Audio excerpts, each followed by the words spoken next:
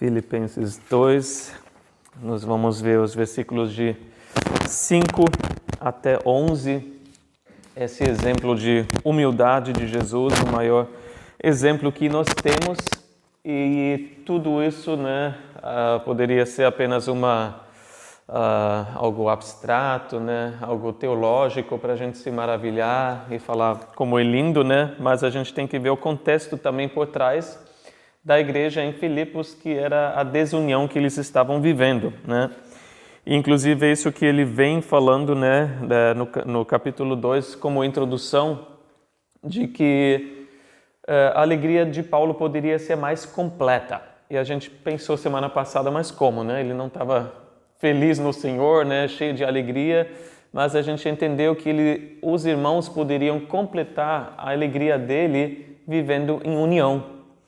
E aí ele veio falando de que a gente deveria focar em outros, ao invés de nós mesmos. E sendo assim também, a gente vê os nossos próprios problemas ficando cada vez menor, enquanto a gente percebe o que nós já temos por estarmos em Jesus. Então ele vem falando nos primeiros 4 versículos sobre isso, o que nós temos e como nós devemos olhar para outros, e agora ele vem apresentando o maior exemplo dessa pessoa que viveu centrada em outras pessoas. Nada egocêntrico como nós, mas Jesus, o maior exemplo, porque tudo que ele fez o tempo todo foi em favor de outros.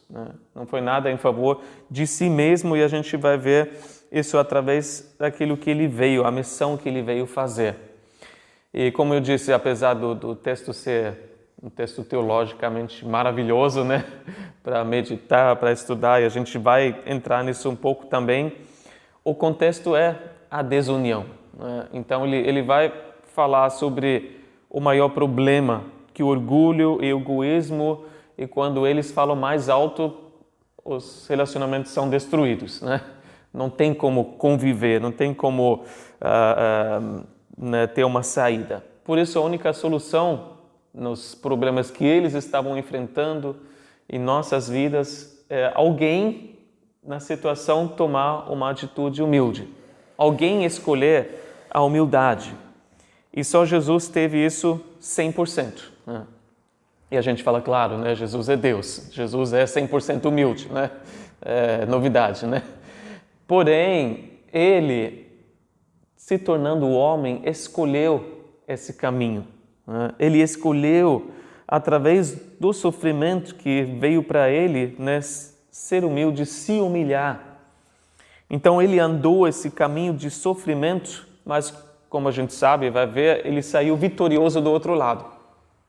Ele escolheu seguir esse caminho, mas mostrou a atitude que a gente também precisa para passar pelo sofrimento e sair do outro lado vitorioso.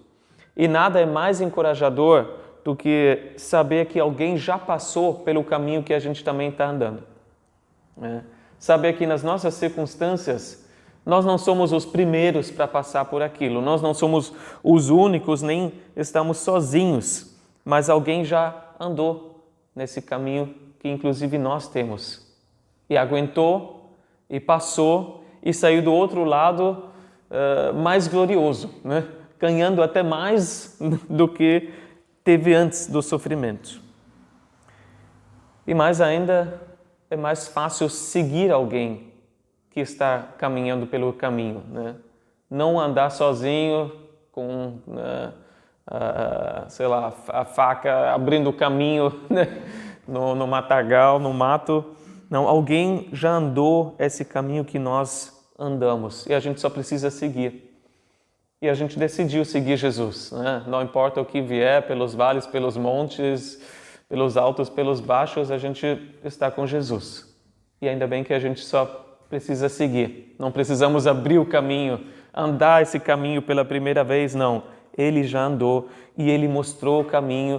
E ele não apenas mostrou a atitude que a gente tem que ter, mas também prometeu estar conosco. Ser o nosso guia nesse caminho do sofrimento, guiando, aconselhando, fortalecendo e, inclusive, levando para o outro lado.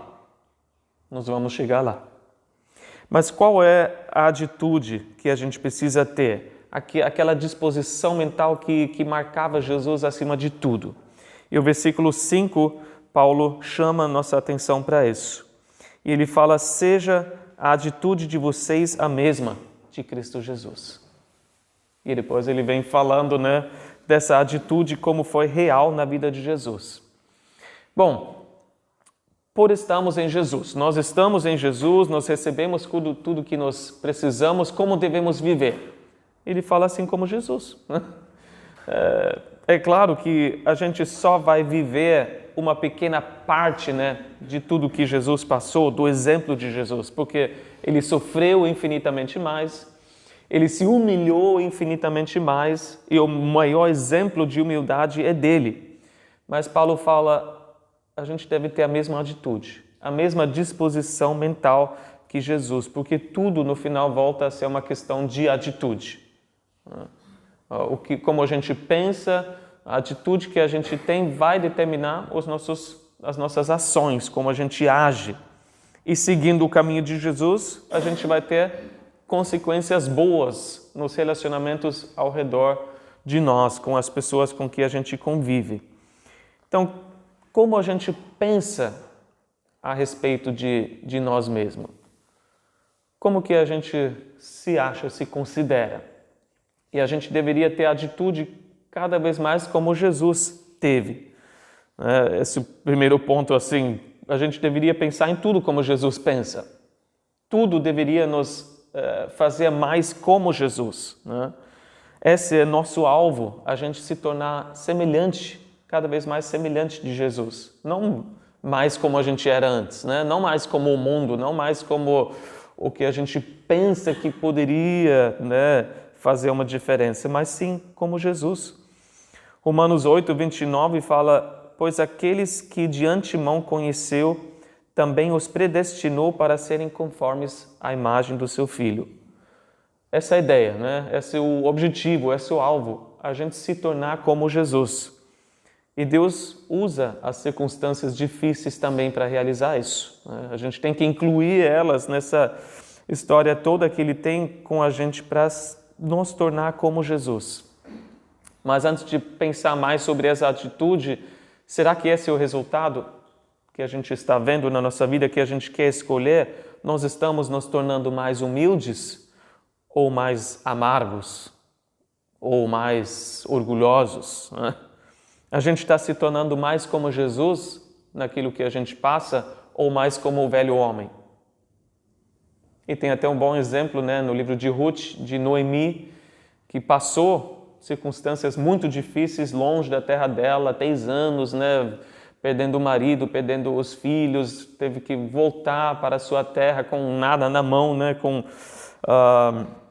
uma nora, né, que ficou com ela e ela achava que era o fim, né? Falou, me chama de Mara, me chama de amarga, porque é assim que eu me sinto, né? É isso que eu passo. Mas Ruth é essa história linda de restauração, né?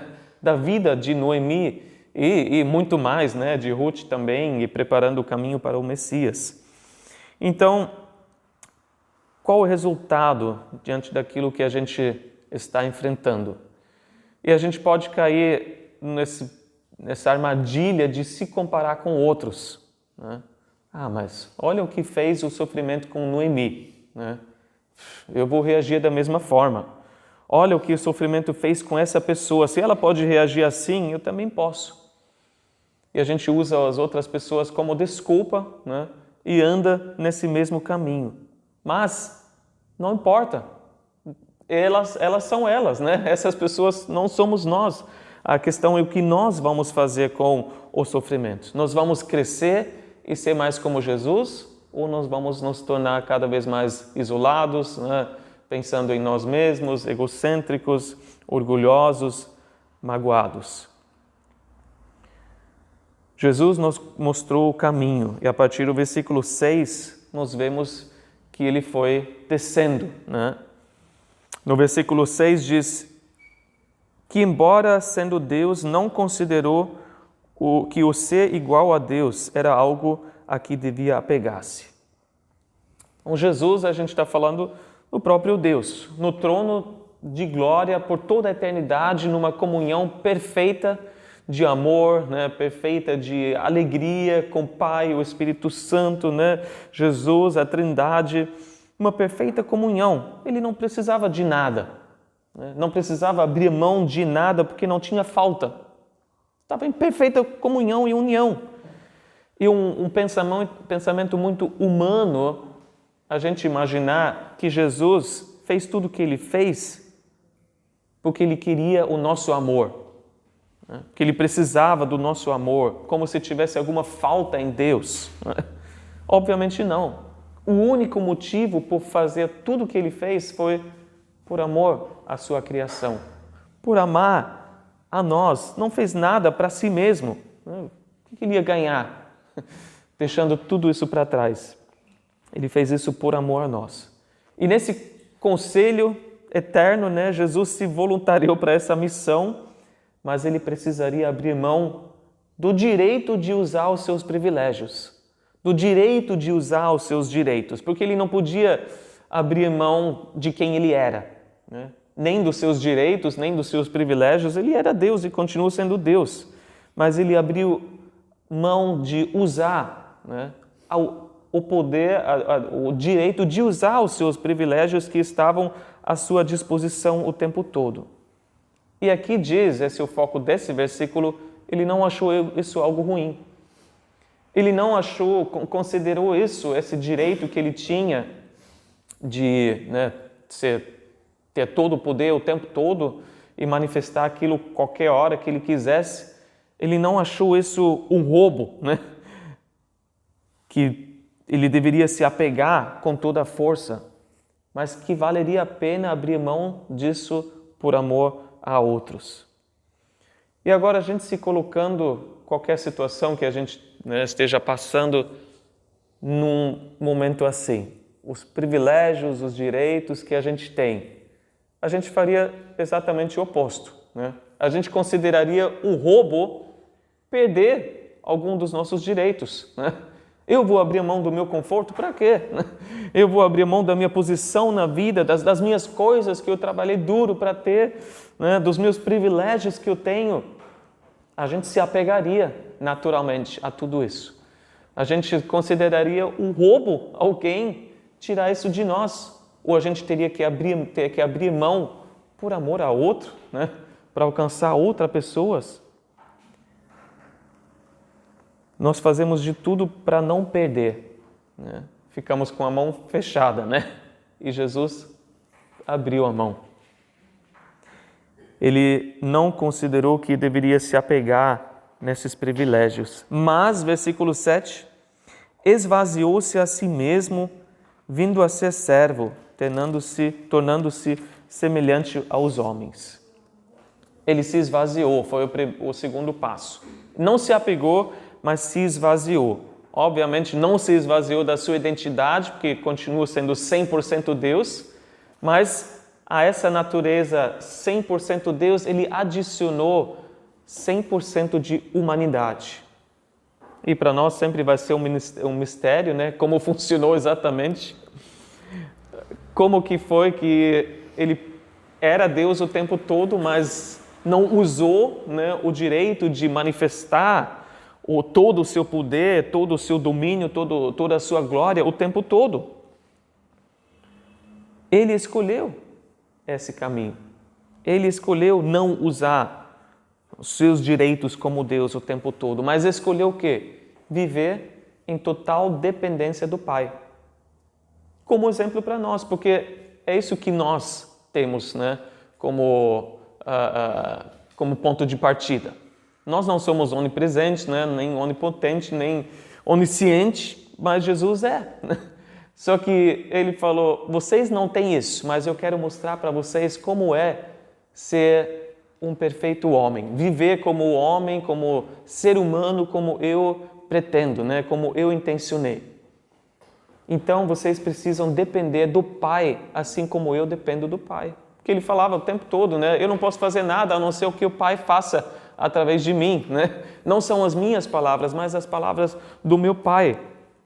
E assim que nós vivemos. E assim que Ele mostrou para nós que é possível viver e ser vitorioso. E se a gente traz isso para nós. Como nós esvaziamos? Primeiro, de algo que Jesus não tinha, pecado, né? Ele não tinha pecado nenhum. Nós temos as nossas paixões pecaminosas, né? Os nossos desejos que vão contra a vontade de Deus. E a gente precisa se esvaziar disso. Mas além disso, a gente precisa se esvaziar também dos nossos desejos, direitos que Deus nos deu, né? Dos nossos planos, dos nossos privilégios por amor a outros. Porque esse é o caminho que Jesus nos mostrou. Esse caminho que Paulo também exemplificou. Ele disse em 1 Coríntios 9, 22, que ele se tornou tudo para todos. Para os fracos, tornei-me fraco, para ganhar os fracos, tornei-me tudo para com todos, para de alguma forma salvar alguns. Paulo não abriu mão de tanta coisa para salvar, né, ou para que sejam salvos os judeus. Se colocou debaixo da lei para ser, né, alguém que poderia ser relevante e alguém que poderia alcançar aqueles debaixo da lei. E para os gentios, viveu como um deles, mesmo estando debaixo da palavra de Deus, né, obedecendo toda a palavra de Deus. Para os fracos, para todos, né? Enquanto ele tinha tantos privilégios, tantos planos pessoais, né? Abriu mão de tudo isso, se esvaziou para que pudesse alcançar o número máximo possível de pessoas.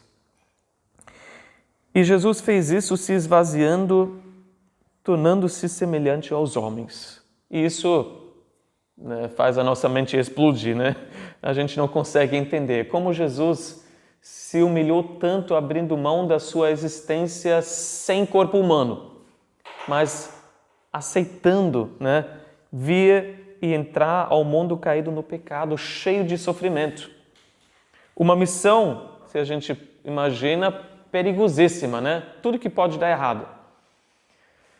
Imagina uma missão impossível mesmo, né? Que você fala, o que você precisa pensar para que isso dê certo?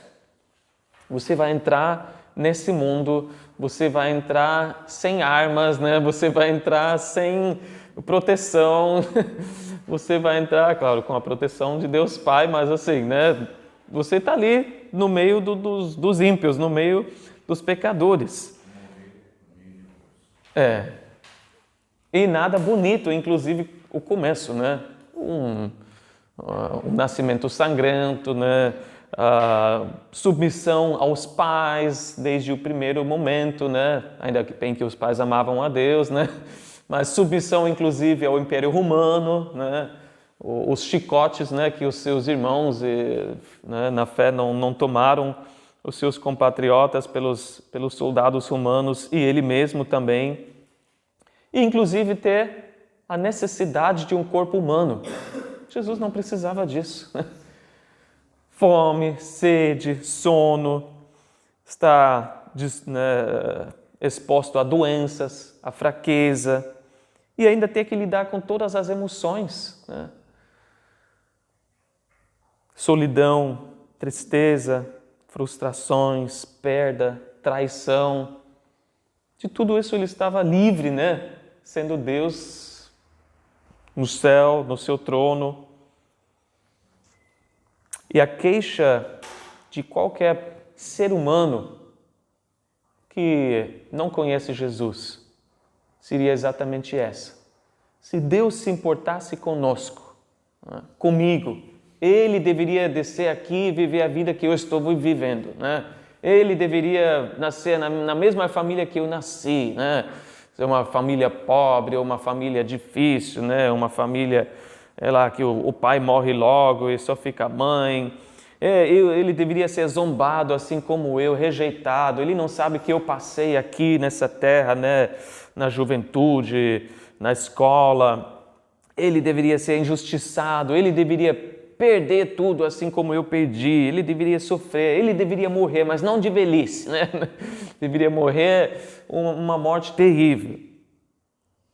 E Deus falaria, é o que eu fiz. É exatamente o que eu fiz para mostrar que eu me importo com você. Hebreus 4,15 fala: pois não temos um sumo sacerdote que não possa compadecer-se das nossas fraquezas, mas sim alguém que, como nós, passou por todo tipo de tentação, porém sem pecado. Todo tipo de provação, todo tipo de dificuldade, de sofrimento, ele enfrentou, mas sem pecar. Ele sabe o que é passar por tudo que a gente passa também. E ele se tornou ser humano, mas não apenas isso, mas sendo um servo, sendo um escravo de todos. Não nasceu num berço de ouro, né? Não foi o rei que as pessoas seguiriam, não foi uma pessoa nobre, mas foi o mais baixo dos mais baixos. Veio para servir e não para exigir algo, não para ser servido, mas para dar a sua vida. Veio sem o trono, sem súditos que dobravam os seus joelhos, que falariam: fala uma palavra e isso vai ser uma ordem para nós, né? E a gente vai fazer isso. Ele veio sem ameaça, sem violência, né? Não fez mal algum a ninguém, mas dedicou a sua vida inteira nesse corpo humano, né? Para fazer a vida de outros melhor. Então ele se esvaziou. E versículo 8, ele se humilhou também. E sendo encontrado em forma humana, humilhou-se a si mesmo e foi obediente até a morte e morte de cruz. Ele se humilhou. Ele escolheu ser mais baixo ainda, né? Em cada passo da missão, de certa forma, ele se abaixou mais ainda. Ele tomou escolhas, né? Que levariam ele para esse fim, a morte. Ele não fugiu da missão como Jonas, né? Mas ele escolheu continuar nesse caminho, mesmo sabendo tudo que estava esperando ele lá em Jerusalém. Desde o primeiro passo, e quantas vezes ele não subia para Jerusalém, né? Todo ano, como era costume, né? Como a lei mandava, e aí, como no seu ministério também, visitou Jerusalém várias vezes, mas ele sabia uma vez seria a última, né? Naquele ano, 33 anos de idade, ele sabia que seria a última vez que ele subiria para Jerusalém. Porém, ele fez isso voluntariamente, andando esse caminho que levaria ele para o clímax do sofrimento, para o último trecho, né, do seu caminho, a via dolorosa, até o Gólgota, onde ele morreria. E ele não lutou com armas humanas, nem juntou um exército para se defender, né? Isso jamais vai acontecer, eu vou derrubar, né, o Império Romano, vamos juntar como outros que as pessoas achavam que seriam o Messias, né? Juntavam um exército ali lutando contra os romanos, mas nada estava dando certo contra esse poder. Não, ele veio de forma humilde, se humilhou, não abriu nem a boca diante das acusações. E isso que ele fez, que nós também podemos fazer, nós humilhar. É algo que nós devemos escolher. Um exemplo, uma parábola que Jesus deu de forma prática para a nossa vida é escolher o lugar mais baixo, mais humilde.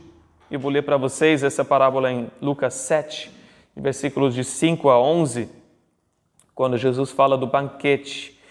Ele fala: quando alguém o convidar para um banquete de casamento, não ocupe o lugar de honra, pois pode ser que tenha sido convidado alguém de maior honra do que você. Se for assim, aquele que convidou os dois virá e dirá: dê o lugar a este. Então, humilhado, você precisará ocupar o lugar menos importante. Mas quando você for convidado, ocupe o lugar menos importante. De forma que quando vier aquele que o convidou, diga: amigo, passe para um lugar mais importante. Então você será honrado na presença de todos os convidados, pois todo aquele que se exalta será humilhado, e o que se humilha será exaltado. Esse é o caminho de Jesus, né? Ele se humilhou e foi exaltado, mas ele escolheu andar esse caminho. É algo que nós podemos fazer, se chama, se humilhar. nós devemos nos humilhar. Deus também tem uma forma de nos humilhar, né? De nos deixar humilhado de certa forma, né? Através de circunstâncias para nos colocar no nosso lugar. Mas na medida em que nós escolhemos isso, né? Nós vamos andar no caminho certo. 1 Pedro 5,6 fala, portanto, humilhem-se debaixo da poderosa mão de Deus para que Ele os exalte no tempo devido. Então é algo que nós devemos fazer, nós humilhar. Isso é essencial no momento do sofrimento.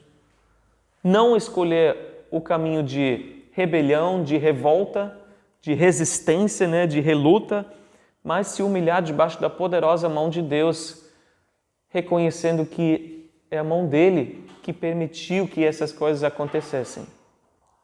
A situação que você está passando agora, e você falar, eu vou me humilhar e aceitar essas circunstâncias como ferramenta que Deus está usando na minha vida, como algo que Ele permitiu para me fazer mais semelhante com Jesus. Então eu vou me humilhar assim como Jesus se humilhou. E o que inclui nisso também, nesse processo, fala aqui, e foi obediente até a morte. Ele foi obediente, porque ele se humilhou, ele obedeceu, né? É automático. Ele viveu em submissão e amor ao Pai. E a gente pensa, mas como assim ele foi obediente? Jesus não foi o tempo todo obediente? Como Deus, obviamente, como filho do Pai, obviamente, mas Hebreus 5,8 nos fala, embora sendo filho, ele aprendeu a obedecer por meio daquilo que sofreu. Então, de alguma forma, Jesus, na sua experiência humana, né, na sua existência humana, também aprendeu a obedecer. Ele escolheu se humilhar, escolheu obedecer ao Pai. E se o Filho teve que aprender, quanto mais nós. E se com Jesus foi através do sofrimento, quanto mais nós devemos aprender a obedecer a Deus, Pai, através do sofrimento. Porque com certeza no sofrimento a melhor opção é obedecer. Quando você não vê saída, quando você não vê como as coisas vão acontecer, Deus tem o caminho, né? Deus tem a saída. Pede a orientação do Senhor e obedece, porque com certeza o caminho dele vai ser o menos doloroso no final. A saída dele vai ser o que menos dói. A gente não precisa acrescentar mais sofrimento através da nossa rebeldia, né? Através da nossa resistência à vontade do Pai. Mas se nós obedecemos, ele vai ter o caminho perfeito, mesmo na tempestade. Mas para Jesus foi obediência até a morte. E morte de cruz, né? No jardim ele orou, se tiver algum outro caminho, né, que não incluísse a morte, que passasse esse cálice. E não teve resposta do Pai, porque não tinha outro caminho, né, de nos salvar, a não ser dando a sua vida. Mas não foi uma morte qualquer. Ruim o suficiente já seria Jesus morrer como inocente. Qualquer inocente morrer, né, já é terrível. Um acidente, tomou uma pessoa, né, antes do tempo, a gente fala. Ou ser morto por alguém, né? Na hora errada, no lugar errado, acabou morrendo. Mesmo sendo apedrejado, né, para Jesus já seria horrível o suficiente, mas não, foi uma forma ainda diferente. Foi através da cruz, que para os judeus olhavam para qualquer pessoa na cruz e falavam, amaldiçoado, né? Deus abandonou. Deus não vê mais valor nessa pessoa, está amaldiçoada. E para os romanos era o pior criminoso, né? Sendo que nenhum cidadão romano poderia ser crucificado, né? Isso era contra os direitos humanos para os romanos. Mas não, eles pegaram essa forma de tortura que os persas inventaram, aperfeiçoaram e aplicaram isso para os piores dos piores, né? E Jesus foi crucificado assim, mesmo sendo inocente. E a gente pergunta, mas para isso Jesus deixou o seu trono? Para isso, para ficar pendurado ali, para o pior sofrimento imaginável, não dá para descer mais do que isso. E quem está ali pendurado na cruz? A gente sabe, não é um criminoso, né? Não é uma pessoa que merece, mas o próprio Deus, o Criador de todas as coisas, aquele que criou os homens que pregaram Ele na cruz, aquele que criou o metal que forneceu esses pregos, aquele que fez a árvore que forneceu a madeira para essa cruz, aquele que estava dando o ar, o oxigênio para esses soldados na hora em que eles estavam levantando ele, aquele que estava dando força aos corpos daqueles soldados que estavam pregando ele na cruz naquele momento. E com tudo isso ele diz, Pai, perdoa-os porque não sabem o que fazem. Isso é o clímax do sofrimento, mas também de se humilhar e dar a sua vida em favor de nós. E esse é o caminho que Ele nos mostra, que cada um vai traduzir para a sua situação, para a sua vida, mas não é o fim, né? Esse não é o final da história. Você morrendo, né, dentro de si, aos poucos, na sua situação, talvez não é o final da sua história. E Jesus mesmo orando, né, no jardim, ele falou, estou triste ao ponto de morte, né? Ele já estava morrendo por dentro. Mas no momento certo, versículos de 9 a 11, por isso Deus o exaltou à mais alta posição e lhe deu o nome que está acima de todo nome, para que ao nome de Jesus se dobre todo o joelho nos céus, na terra e debaixo da terra, e toda a língua confesse que Jesus Cristo é o Senhor, para a glória de Deus Pai. Depois da humilhação vem a exaltação. E com Deus nunca é ao contrário, né? Os homens podem até tentar, mas não dá certo. Primeiro o sofrimento, depois a exaltação. E essa é a esperança para os nossos sofrimentos. Essa é a esperança. Como que eu posso saber que as coisas vão melhorar de novo? Porque Jesus mostrou. Porque Ele é o nosso exemplo. Ele já andou pelo mesmo caminho e para Ele, depois da morte, seguiu a ressurreição. Depois de uma aparente derrota veio uma vitória, né? A maior vitória de todas. Então não vai descer cada vez mais no abismo, mas uma hora vai subir de novo. Jesus mostrou e nós podemos ter a esperança que em Jesus nós não vamos descer até onde não dá mais e aí ficar no fundo dos fundos. E é isso. Nós vamos subir também. E literalmente subir com Ele nos céus, né? Quando Ele vier para nos buscar. Mas Jesus não exaltou a si mesmo, Deus o exaltou. Ele esperou o Pai exaltar a vida dele. E tem uma hora certa, né? Para Jesus foram essas horas, né, que os judeus contam 3 dias, né, de sexta para domingo no túmulo. Cada um tem o seu horário, né, a sua hora certa. Mas o nosso sofrimento não vai demorar 1 segundo mais do que precisa. Deus declarou. Não adianta a gente tentar se esquivar, né, pelas nossas manipulações, pela nossa força, né, tentar encurtar esse tempo. Deus, o Pai, sabe. Mas se a gente segue, mesmo no sofrimento, mesmo na dor, o caminho de Jesus, a atitude de Jesus, a exaltação virá também.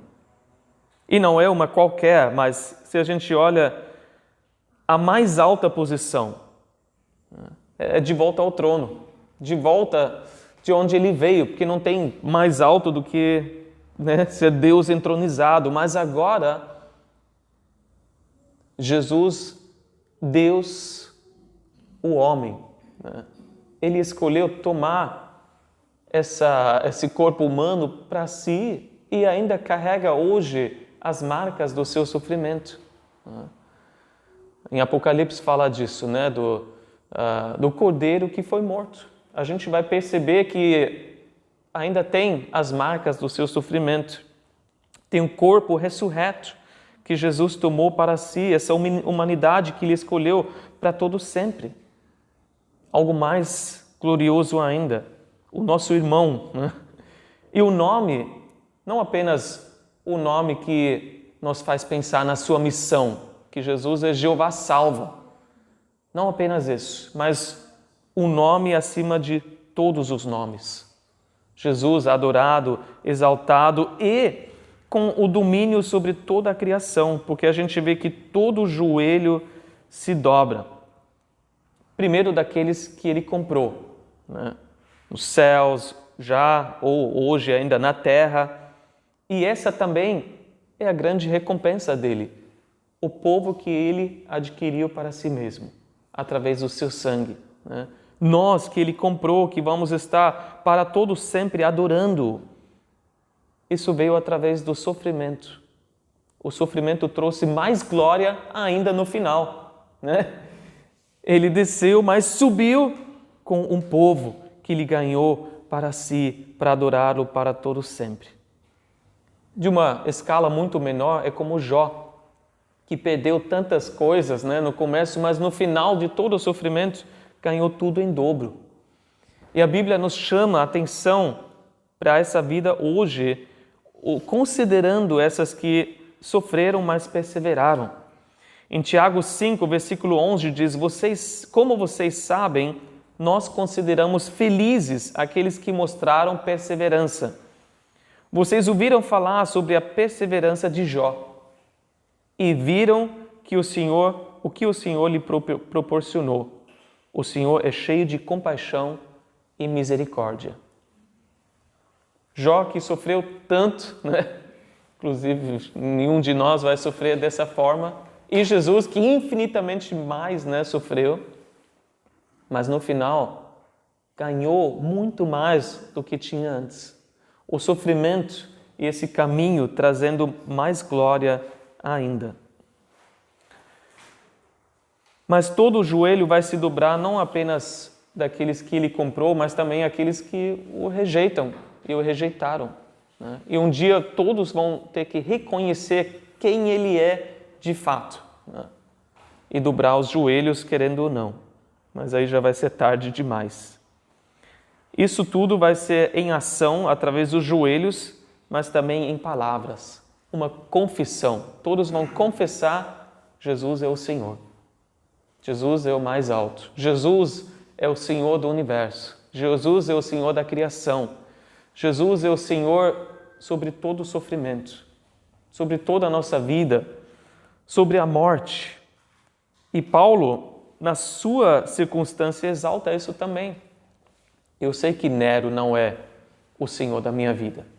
Nero não é o Senhor das circunstâncias. Eu estou aguardando um julgamento, né, que ele vai dar o veredito, o que vai acontecer comigo. Mas não é Nero que está no controle, é o Senhor Jesus. E Ele vai ter a última palavra em tudo. Bom, Jesus, então, graças a Deus, já percorreu esse caminho do sofrimento. Ele conhece cada curva, Ele sabe as saídas, né, e as entradas nessa estrada, e Ele está conosco nesse caminho menor que a gente tem de sofrimento. E Ele quer andar conosco. Nós não estamos andando sozinhos.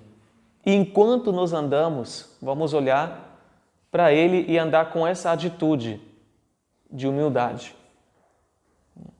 Porque só assim a gente vai conseguir perseverar no meio das circunstâncias adversas e experimentar a exaltação no final. Algo que Ele preparou para nós. E, inclusive, a gente vai poder, só com essa atitude, viver em união e comunhão com os irmãos. E isso que Paulo vai se aprofundar mais ainda nos próximos versículos, na próxima semana, Mas essa é a base, né? O exemplo de Jesus. Então vamos continuar meditando nesse exemplo que ele deu e nós ver também, né, nesses versículos o que a gente está passando hoje também. Amém? Vamos orar. Senhor Deus, obrigado pelo teu exemplo, obrigado, Senhor, pela tua descida, Senhor, para essa terra, pela tua humildade, Senhor, em se fazer um de nós. Obrigado por ter andado não apenas uma milha a mais, mas infinitas milhas, Senhor, para chegar até nós e viver tudo que nós vivemos, Senhor. Tu estás ciente de tudo que nós estamos passando, seja algo físico, emocional, espiritual, Senhor, e o abismo que nós enfrentamos. E a gente sabe que nada se compara com o abismo que o Senhor enfrentou. E nós te agradecemos, Senhor, por ter escolhido esse caminho, por ter andado esse caminho, inclusive em favor a nós, por nós e para nós, Senhor, esse caminho de sofrimento, para que a gente não precise passar pelas mesmas coisas, principalmente a morte de cruz, pelos pecados do mundo, porque ninguém de nós poderia fazer isso. Mas o Senhor fez e morreu e pagou por todos os nossos pecados. E por isso te agradecemos, Senhor, pela vida que nós recebemos através da tua morte, pela justificação que nós recebemos, por nós fazer, Senhor, filhos e filhas de Deus. Te agradecemos, Senhor, por ter aberto mão de usar os teus direitos e privilégios para nós dar, Senhor, uma herança que não perece, mas que vai, Senhor, estar aí para nós, para todo sempre, guardado nos céus. Obrigado que nós temos essa herança, que nós temos o céu para todo sempre, a comunhão com o Senhor para todo sempre. Nós te louvamos e te agradecemos e oramos, Senhor, que em todas as nossas circunstâncias, Senhor, talvez humilhantes, talvez, Senhor, devastadoras, talvez, Senhor, que nos entristecem, que nós possamos também, no tempo devido, experimentar a Tua exaltação, experimentar, Senhor, o Senhor nos levantar, o Senhor nos reerguer, o Senhor nos restaurar, inclusive relacionamentos, Senhor, e tudo que o Senhor intencionou e preparou para nós. Nós te agradecemos pela tua imensa graça e misericórdia e pedimos, Senhor, que tu possas continuar trabalhando em nós e através de nós. Em nome de Jesus. Amém.